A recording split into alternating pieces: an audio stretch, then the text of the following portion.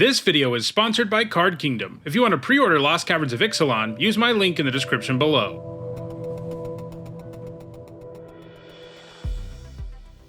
Hi everyone, I'm Ixalan, and I'm continuing today with my Lost Caverns of Ixalan limited set review. So far I've looked at all the multicolored and white cards, and now we're continuing with the blue ones. For each of these cards I'll discuss how I think they'll play in limited, and I'll sum up my thoughts by using a letter grade. If you're new to my set reviews, you can find out what my grades mean by looking in the description. A few things to keep in mind as we look at these cards. First, I'm only evaluating them for play in limited and not in any other formats. That also means we're only talking about cards that appear in draft boosters. And these are my evaluations of these cards before actually playing with them, so I of course won't be right about everything. I'll provide updates about the format here on the channel as I play it more and more. Lastly, I want to let you know that I'm offering some set review related perks for both patrons and channel members. You get access to my ongoing notes during preview season, and by the end of the set review you'll have a spreadsheet with all of my grades. If those perks sound interesting to you and you want to support the channel, you can find ways to become a channel member or a patron in the description. Alright, without further ado, let's look at the first blue card in my Lost Caverns of Ixalan limited set review. And that card is Pakal, first among equals. For 2 generic and a blue, he's a 1/5 legendary human advisor at rare. At the beginning of each player's end step, if an artifact entered the battlefield under your control this turn, look at the top 2 cards of your library, put one of them into your hand and the other into your graveyard. This is an amazing artifact payoff, and this is a format with a lot of artifacts, including tokens in the form of maps, treasure, and gnomes. And with all of that in mind, this isn't a format where you have to look at a card like this as a build around, because your blue decks are just going to have enough artifacts for this to be really, really strong, especially because only triggering this once will feel good. So even in a deck that has like 4 artifacts, you're going to be playing this, and most of your blue decks are going to have a lot more than 4. I mean, it draws you cards, it loads the graveyard, it triggers things that care about Descend, it just does everything. I think it does enough to sneak into the lower bomb range. I'm giving it an A-. Next up, it's Ancestral Reminiscence, which for 3 generic and a blue is a common sorcery. Draw 3 cards and discard a card. This is a functional reprint of Sift, which in the olden days of Limited, and like Tempest, was a pretty good card. But paying 4 and not impacting the board with a sorcery can be rough, even if this helps you a little with graveyard stuff. You might end up running one of these in control decks, but I don't think even then it always makes the cut. I'm giving it a C-. Next up, it's Brackish Blunder, which for 1 generic and a blue is a common instant. Return target creature to its owner's hand. If it was tapped, create a map token. This is an artifact token with pay 1 generic, tap, sacrifice. Target creature you control explores, activate only as a sorcery. So just the bounce part of this card is like a D+, C- level card. This is because you generally go down a card in exchange for tempo when you do something like this, and that's not always advisable in Limited. But getting a map token when the thing is tapped is a pretty big deal, because a map token can give you back a card, and generally it's going to get close to giving you a full card worth of value. So this seems fine. I'm giving it a C. I will say that everything that's not a permanent in the colors that really care about the graveyard, which are blue, black, and green, anything that's not a permanent gets a little bit of a knock because there's a mechanic in this set that cares about permanence in the graveyard or going to the graveyard, so keep that in mind. Next up, it's Braided Net, which for 2 generic and a blue is a rare artifact. It enters with 3 net counters on it. You can tap it and remove a net counter to tap another target non-land permanent. Its activated abilities can't be activated for as long as it remains tapped, and you can craft with artifact for 1 generic and a blue. This is a new mechanic in the set. What it means is you pay this mana cost, and then you exile a permanent with some quality, or permanence with some quality in some cases, and then you transform the thing that crafted while exiling a permanent with that quality from in play or in your graveyard, and then it transforms. In this case, you have to exile an artifact that's in play or in your graveyard in addition to exiling Braided Net. Then it comes back as Braided Quipu, which is an artifact. You can pay 3 generic and a blue, tap it, draw a card for each artifact you control, then you put it into its owner's library third from the top. I kind of wish this just kept tapping things all the time instead of only making it happen 3 times. That effect just tends to be pretty good, especially when you're not paying any mana for it. It really allows you to have really powerful attacks, and the fact that this shuts off abilities too is great upside to add to that. Still, it's nice that it has this upside where you can craft it once it's out of counters and then draw a bunch of cards with it, in theory. You're going to draw at least 1 anyway. And then it goes back into your deck and you get it back and you can start doing it all over again. It's a little slow, maybe a little bit clunky, and again, this would probably be pretty close to a bomb if it just always stayed Braided Net, honestly. But it doesn't, so it's probably just a B. Next up, it's Chart a Course, which for 1 generic and a blue is an uncommon sorcery. Draw 2 cards and discard a card unless you attack this turn. This is a reprint, and it was pretty nice last time we saw it. It's 2 mana to draw 2 pretty often, and that's a great deal. Even when you can't quite make that happen, 2 mana to draw 2 and discard 1 isn't a bad deal, especially in a format with graveyard stuff going on, especially in this color. I'm giving this a C+. Next, it's Cogwork Wrestler, which for 1 blue is a 1/2 artifact creature gnome at common. It's got flash. When it enters, target creature an opponent controls gets -2/-0 until end of turn. So this can flash in and kill X1s, which tends to feel pretty good. If you combine it with some other creatures, it can even take down bigger things. You do need to have that mode work out more often than not to make this worth it, because just using this to blank a couple of damage isn't that good. I mean, it's not a terrible fail case when this has the upside it has, but if that's all it ever was, it wouldn't be a playable card. Happens to be an artifact, which of course helps. I'm giving it a C. Next up, it's Confounding Riddle, which for 2 generic and a blue is an uncommon instant. Choose one, look at the top 4 cards of your library, put one of them into your hand and the rest into your graveyard. Counter target spell unless its controller pays 4 generic. We've seen cards before with these 2 options, more or less, and they perform pretty well. One of the downsides of counter magic is that if your opponent plays around it when you leave mana up, it feels awful. This fixes that problem by having another powerful mode, a mode that's extra strong in a format where blue's into the graveyard. Getting 1 card in hand and several in the graveyard will often just feel like 2 cards worth of value in this set, so I really like this overall. I'm starting it at a B-. Next up, it's Council of Echoes, which for 4 generic and 2 blue is a 4/4 Spirit Advisor at uncommon. It's got flying and descend 4, which means if you have 4 or more permanent cards in your graveyard, you get a bonus effect. In this case, when it enters, you return up to 1 target non-land permanent other than Council of Echoes to its owner's hand. When this bounces something, it's going to feel amazing. Adding a big flyer and subtracting from the opposing board just feels great. When this doesn't bounce something, it will feel very inefficient and overcosted. But it seems to me like getting to descend 4 by the time you cast this thing is a reasonable enough expectation, giving it a C+.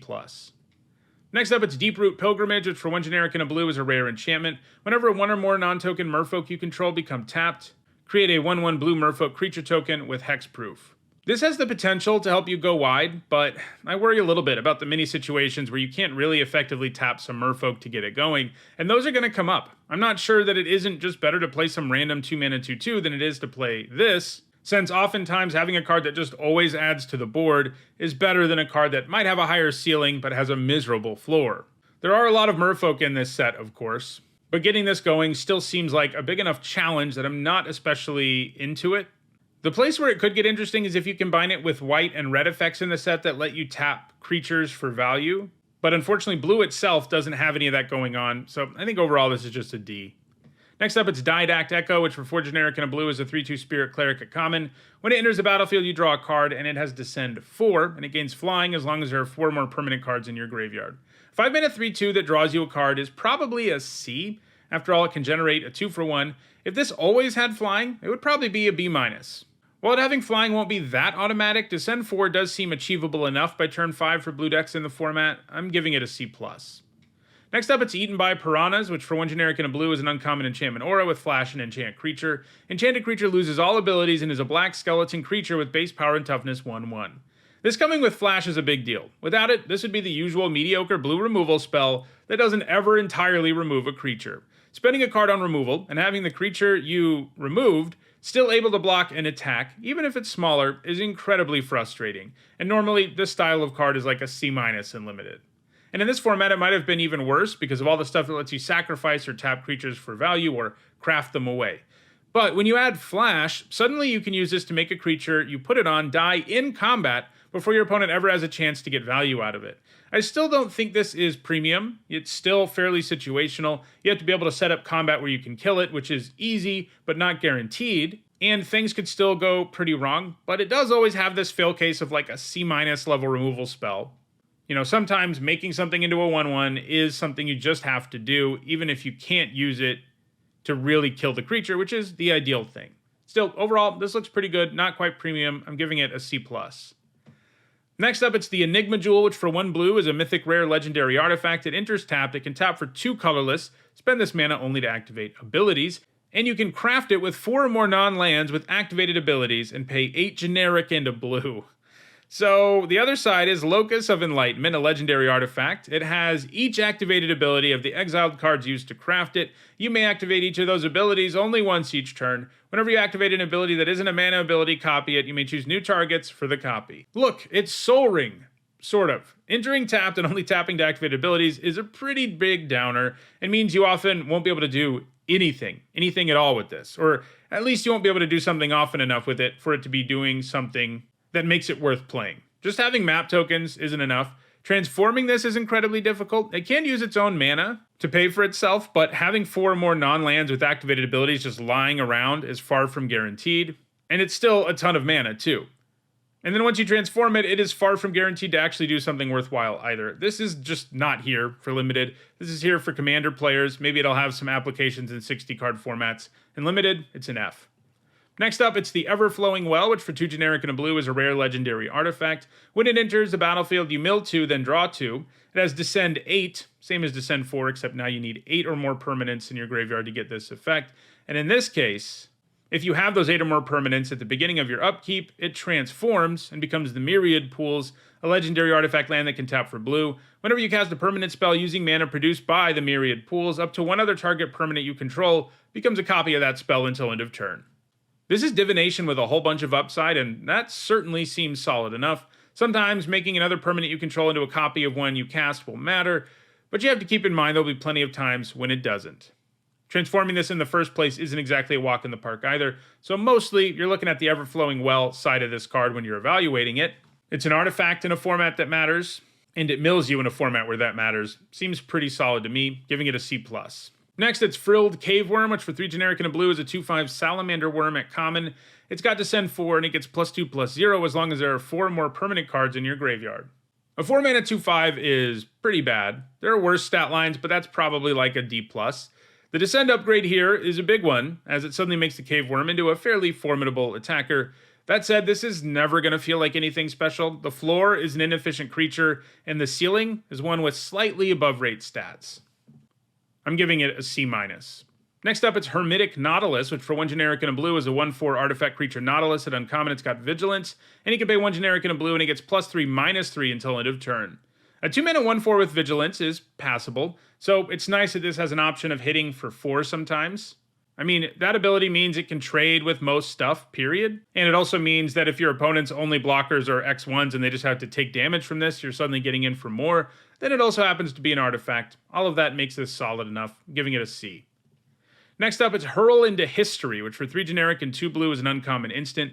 Counter target artifact or creature spell. Discover X, where X is that spell's mana value. Discover is a new mechanic, as it says here. Exile cards from the top of your library until you exile a non-land card with that mana value. Cast it without paying its mana cost or put it into your hand. Put the rest on the bottom in a random order. 5 mana for something that can't even counter everything is a little sketchy, but this set has way fewer instants and sorceries than normal. This is going to counter like 80% of spells in most decks and maybe even more. And getting to Discover does mean this gives you a 2-for-1. It's still a little too reactive to be amazing at this mana cost, but I'm giving it a C. Next up, it's Inverted Iceberg, which for 1 generic and a blue is a common artifact. When it enters the battlefield, you mill a card, then draw a card, and it crafts with artifact for 4 generic and 2 blue. Then it transforms into Iceberg Titan, a 6/6, and when it attacks, you can tap or untap target artifact or creature. This looks like a really strong common to me. The front side of the card has a useful card type, loads your graveyard, and replaces itself. It would probably be like a C on its own.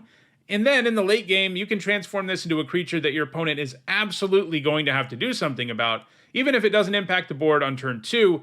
I think it does enough for the cost on turn 2, and then has this huge late game upside. I'm giving this a B-. Next up, it's Kite Sail Larcenist, which for 2 generic and a blue is a 2/3 human pirate at rare. It's got flying and ward 1, and when it enters the battlefield, for each player, choose up to 1 other target artifact or creature that player controls. For as long as the Larcenist remains on the battlefield, the chosen permanents become treasure artifacts with tap, sack, add 1 mana of any color, and they lose all other abilities. I don't normally love removal that turns something into a treasure because it's yet another form of blue removal that doesn't entirely deal with something, but when it's stapled to a creature, it's pretty awesome, especially one this efficient. You even have the option of turning something of yours into a treasure too, which sometimes is going to be the right call. Sometimes you need the mana of a particular color, or you just need the mana in general. Maybe you need an artifact. Probably like 85-90% of the time you're only going to be doing it to your opponent's creature, but that is some upside. And then you have this really efficient flying body to go along with all of that, and it has a big impact on the board, giving it a B+. Next up, it's Lodestone Needle, which for 1 generic and a blue is an uncommon artifact with flash. When it enters the battlefield, tap up to 1 target artifact or creature and put 2 stun counters on it. Craft with another artifact for 2 generic and a blue. Then it transforms into Guidestone Compass, an artifact. You can pay 1 and tap it, and target creature you control explores, activate only as a sorcery. So if this were only the card on the front, it would be an F. Spending a card to stun something for 2 turns just isn't worth it. But it does have another side, and it lets you explore on the cheap, which I definitely like. There are some cards that pay you off for exploring in the format too, and this is a nice repeatable way to do it. But the front is so ineffectual, and crafting it takes enough work, that I'm not super impressed here, and even while Guidestone Compass is nice upside, it doesn't seem insane to me. I'm giving this a D. Next, it's Malcolm, Alluring Scoundrel, which for 1 generic and a blue is a 2/1 legendary Siren pirate at rare. It's got flash and flying, and when it deals combat damage to a player, you put a chorus counter on it. You draw a card, then discard a card. If there are 4 or more chorus counters on Malcolm, you may cast a discarded card without paying its mana cost. A 2-mana 2/1 with flash and flying is already at least a C+, and the fact that this lets you loot when you hit your opponent is already enough for me to be pretty excited about this. Even without the chorus counters, card selection like that is just great and limited, especially in a format that cares about the graveyard. Should you ever get the chorus counter thing really going, stuff is going to start to feel really silly, as it'll begin to feel like every card you discard has madness, and that can be pretty sweet. You just get so much value here for only 2 mana, even if you never get the chorus counterpart going, giving this a B+. Next up, it's Marauding Brinefang, which for 5 generic and 2 blue is a 6/7 dinosaur at common with ward 3 and island cycling for 2. The common land cyclers feel like they're all going to be nice in the graveyard decks in the format, and blue is, as we've seen, definitely interested in the graveyard. This is because you get extra value out of land cycling these early, as it puts a permanent in your graveyard. Then, like usual with land cyclers, in the later stages of the game you get a big beefy creature. A 7-mana 6/7 with ward 3 wouldn't really make the cut regularly on its own unless you're really desperate for a win condition in a control deck, but because it has an early game mode that helps you with the graveyard, this seems like a C to me. Next up, it's Merfolk Cave Diver, which for 2 generic and a blue is a 2/4 Merfolk Scouted uncommon. Whenever a creature you control explores, it gets +1/+0 until end of turn and can't be blocked this turn. This has passable enough starting stats, and it's a really nice explore payoff. Gets especially spicy with repeatable explore effects. I'm giving it a C+. Next, it's Oaken Siren, which for 1 generic and a blue is a 1/2 artifact creature Siren Pirate at common with flying and vigilance. You can tap it for blue. Spend this mana only to cast an artifact spell or activate an ability of an artifact source. A 2-mana 1/2 with flying and vigilance that happens to be an artifact would probably be a C- in this format. So I think adding in the mana for artifact stuff does enough to make it a card that'll make the cut in lots of blue decks, giving it a C. Next up, it's Oare Pak Batik Deepest Epic, which for 2 generic and 2 blue is a 4/3 legendary creature god at mythic rare. It's got flying. Whenever you cast an instant from your hand, it gains rebound. That means you exile it as it resolves, and at the beginning of your next upkeep, you can cast it from exile without paying its mana cost. And when it dies, you return it to the battlefield tapped and transformed under its owner's control with 3 time counters on it. It becomes Temple of Cyclical Time. It can tap for blue and remove a time counter from itself, and you can pay 2 generic and a blue and tap it to transform it back into the god, but you can only do that if it has no time counters on it. This has really great stats and a powerful ability. Rebounding your Braid and stuff like that is no joke. It's worth noting, though, that instants aren't as plentiful in this set as most because they really tried to cram a bunch of permanents into it. So this probably won't be as good as it would be in just about any set. Still, it's a great flyer, and if it rebounds even one thing, you're coming out way ahead. On top of that, it doesn't stay dead if the game goes long enough. This is an A-. It would be an A+ maybe, in a set with a more normal number of instants. Next up, it's Orazka Puzzle Door, which for 1 blue is a common artifact. You can pay 1 and tap it and sack it. So look at the top 2 cards of your library, put one of those cards into your hand and the other into your graveyard. This looks solid. It's an artifact, which blue decks care about, and it puts 2 cards into your graveyard all on its own, hopefully both permanents, something blue decks also care about. Mix that in with the fact that what this does for the cost is already kind of passable anyway, and I think we're talking about a C. Next up, it's Out of Air, which for 2 generic and 2 blue is a common instant. It costs 2 generic less to cast if it targets a creature spell, counter targets spell. So this is either a harder to cast Essence Scatter or a harder to cast counter spell. I'm not super enthusiastic about either of those things. Counter magic that costs double blue can be rough and limited because you are far from guaranteed to have it up when you need to. That's sort of true about all counter spells, but the more mana intensive they are, the more problematic they become. I think this is probably just a C-. Next, it's Pirate Hat, which for 1 generic and a blue is a common artifact equipment. Equipped creature gets +1/+1 and has, whenever this creature attacks, draw a card, then discard a card. You can equip it for 2 or to a pirate for only 1 mana. If you can equip this for 1 consistently, it looks pretty solid. The stats boost isn't the best thing ever, but if you're sticking it on things for 1 mana, it'll feel pretty good, especially because artifacts and loot triggers are better than normal in this format, giving it a C.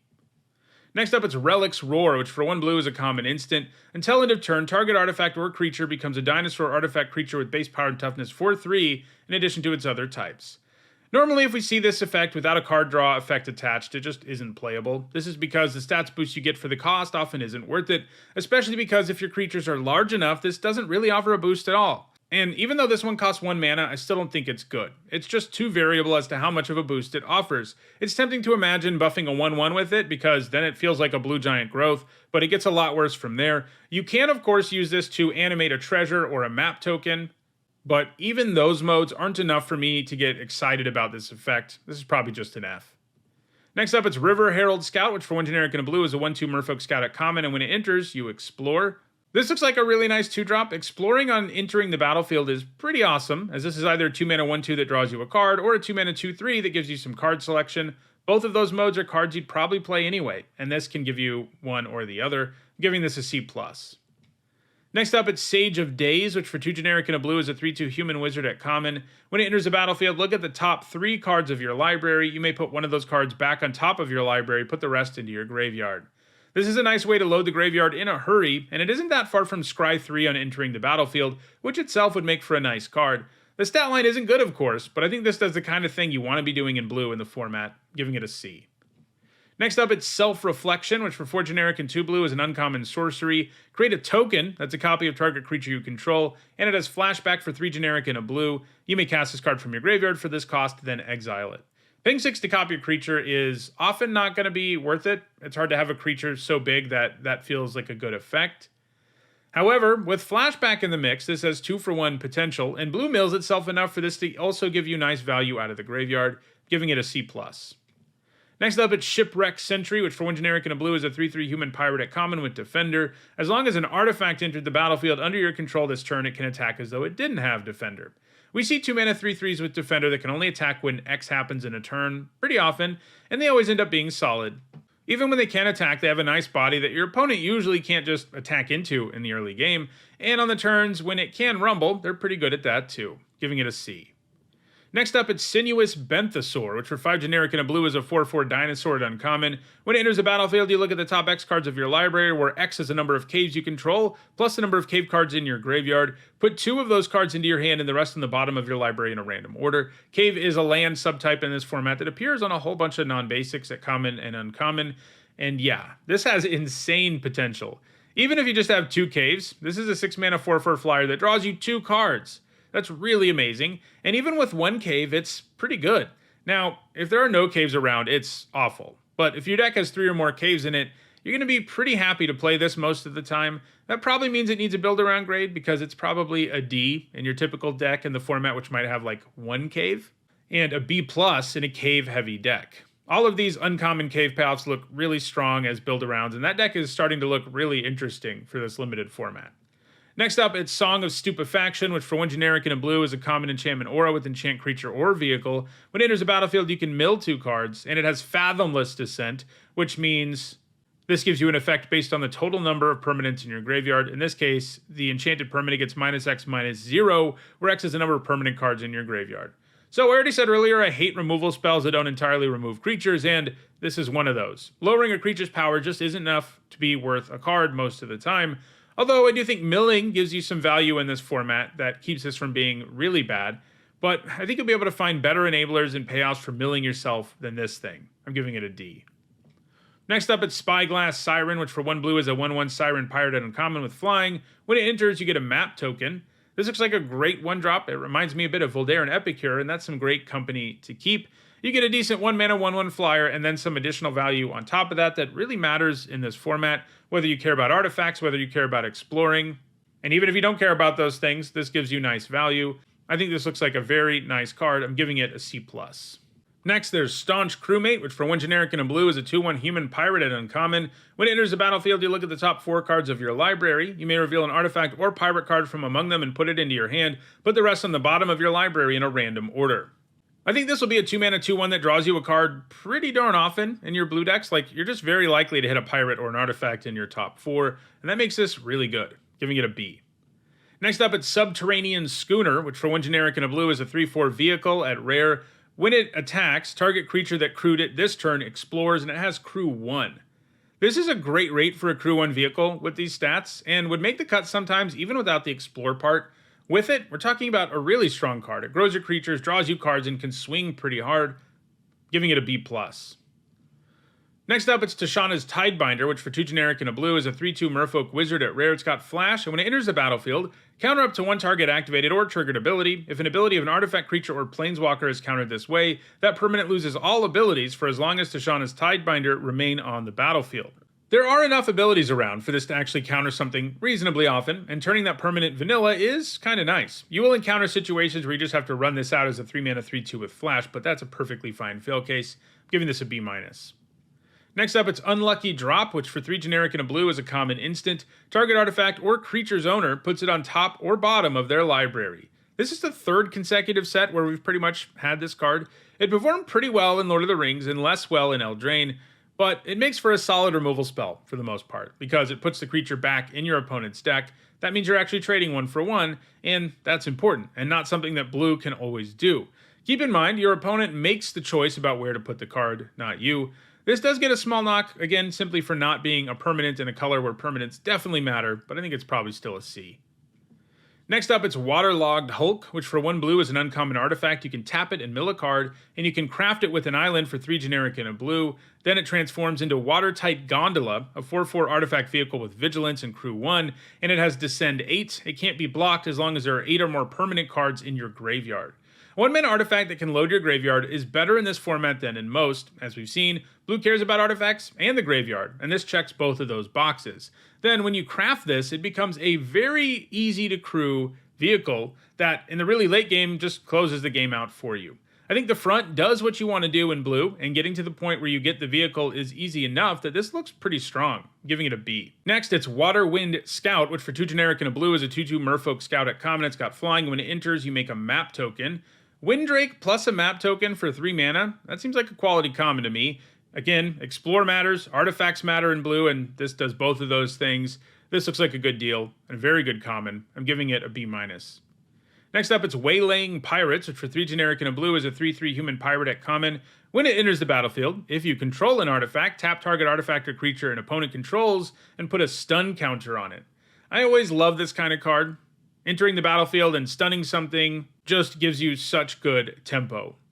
This does make you jump through a hoop to actually trigger that, but I think it's a hoop that's pretty easy to jump through. Adding a decent body to the board and getting a blocker out of the way at the same time is really going to allow you to waylay your opponents in a lot of situations. And if you're in the pirate artifact deck and you just curve out and play this on turn 4, you might have just won the game. I'm giving this a C+. And our last blue card is Zoeticglyph, which for 2 generic and a blue is an uncommon enchantment aura with enchant artifact. The enchanted artifact is a golem creature with base power and toughness 5/4 in addition to its other types. When Zoeticglyph is put into a graveyard from the battlefield, discover 3. This reminds me of Mightstone's animation. Unlike animation, it doesn't replace itself up front, but this format has a lot of random artifact tokens that this can animate into a very real creature, and the glyph does replace itself if your opponent can ever deal with your creature, and they're probably going to want to, since a 5/4 isn't really the kind of thing you can ignore. I do think drawing a card up front is better than discovering when this goes to the graveyard, but this seems like it will be in a good spot in the format, just like Mightstone's animation was in its format, giving this a C+. So, those are all the blue cards in the Lost Caverns of Ixalan. Next, I'll talk about all the black ones. If you enjoyed this video, don't forget to like it and share it so that others can enjoy it too. If you want to make sure you catch the rest of the review, don't forget to subscribe and turn on notifications. If you want to make sure you're caught up on the review, you'll see a playlist on your screen shortly, and you can also find it in the description. Lastly, if you want to go the extra mile in supporting me and the channel while getting some set review related perks, you can become a channel member or a patron. You can find ways to do those things in the description. Thanks for watching.